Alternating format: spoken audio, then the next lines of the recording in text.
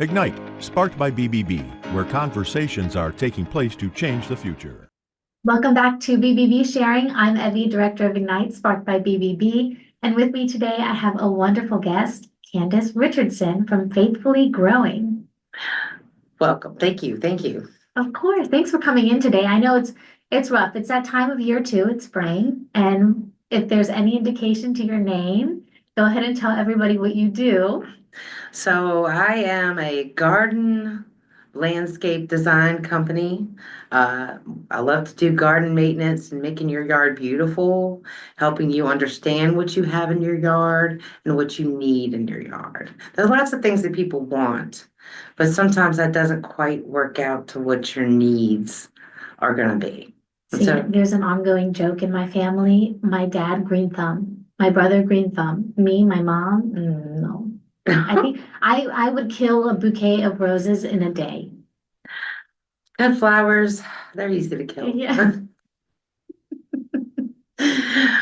So tell me, what are some things that you see on the day to day that really make your customers enjoy what you provide for them?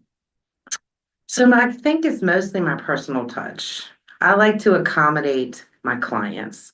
Most of my clients are elderly or older, or just don't have any idea about plants. Yeah. They love the patience that I can explain what's going on, why we're going to choose something this way as opposed to something that just isn't going to work for their area, even though they think it would look very pretty. So being patient with the clients and really being able to understand what their needs are. I'd like to meet with the clients. Pictures are not enough. Yeah. You really have to get in there, and I have to see what the lighting's going to be, what's going to work for you. That's true. I never thought about that. Sometimes I think if it's very woodsy and there's a lot of shaded areas, you probably have to take into consideration even like the temperature in that area, how those plants are going to be able to thrive. Well, actually, I've been working on the plants for 25 years in different ways, anywhere from production to retail to gardening and farming. I've done a lot. And so I've actually watched our own environment change. It's different now than it was 20 years ago. And that has to be accommodated into your garden. There are things that worked in your garden here in Virginia 20 years ago that are not going to work now. And things that wouldn't have worked 20 years ago that might work now. That's true. So a lot of people don't realize that actually the environment that we have caused and the changes that we have caused actually do affect other things, including our gardens and the love of our plants and things. So my grandma was actually just talking to me the other day. She has 2 fig trees in her backyard. And she's like, I think I'm thinking about cutting down that one fig tree. And I'm like, why? You love your fig trees. And she said, well, the one's not really growing anything recently. And I said, well, what's the difference you've noticed? And she's like, well, I can't really tell you. I guess just the weather this year. could be different things. Believe it or not, trees do have a lifespan. Some things do grow out of their area and they do stop producing because their lifespan is somewhat to the end. And we don't think about that. Yeah. But sometimes when you go a place and they hard cut those shrubs and you look in there and the stump for that little bitty holly is as big as a tree that you have growing in your backyard, that's because that should have been gone 10 years ago. Really? So it's all about maintenance and what you're looking for, and what's easy for you. And that's just how it goes. What do you notice? Because I noticed my grandmother lives in a neighborhood and I've noticed that her trees are kind of like the roots are so long that they've kind of disrupted the soil in her backyard. How do you guys work around that and trying to give people advice? Yes, so it's very interesting you asked me that. Around trees, you have to be careful. You add too much soil and you can actually harm the tree itself because it's gotten used to that root showing and being there. So certain types of trees, you have to be careful about building that little bit of a raised bed around it is usually what I suggest, and something low growing like a ground cover, because obviously it's going to be a shaded area. because it's going to have a canopy over it, and not a lot of things grow there. Yep. And you want something that's also going to grow shallow and not going to start, intruding on the tree and cause problems with that. So there's lots of different things though. You don't want to choose ivy. Ivy starts growing up the tree and kills the tree. Oh, yeah, no. So then, but people love English ivy because they want it to just spread all over. But that is, Pretty in theory, I feel like. it's a very invasive plant. It's the very last thing I ever suggest, unless you just love to go out there and cut things up and pull things all the time. No, no, no, no, no. What's one of your favorite customers? You finished the project, you finished everything. What was it about it that you loved so much?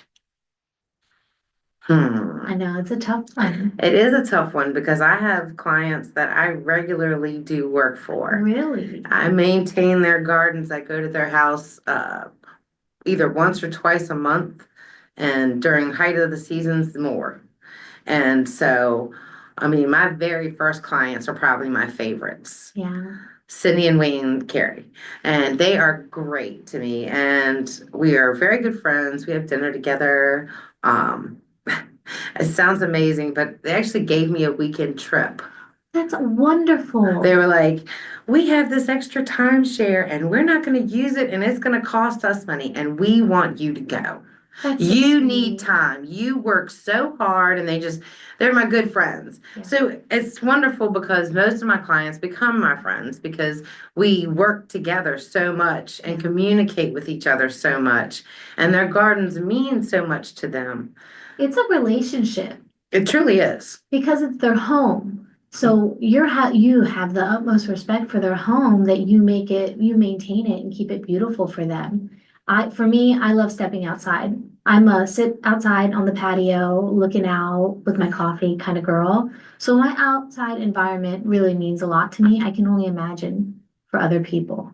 For some people, that's their place. That's their peace place. They go for peace. There's no TV. Yeah. There's no radio. There's no chaos. It's just them, the plants, the birds, their coffee or book or magazine or whatever they're deciding to do. And I love that. I love to give people that peace. That's wonderful. Now tell me about the name Faithfully Growing. How'd you come up with that one? Well, I am a woman of faith. I go to Lebanon Methodist Church, and we are located off of Peaks Road in Hanover. We would love to have anybody that would love to come. So I'm actively involved in my church, and I have been since a young child. And faith is what drives me. Faith is what gives me hope, and I love to give people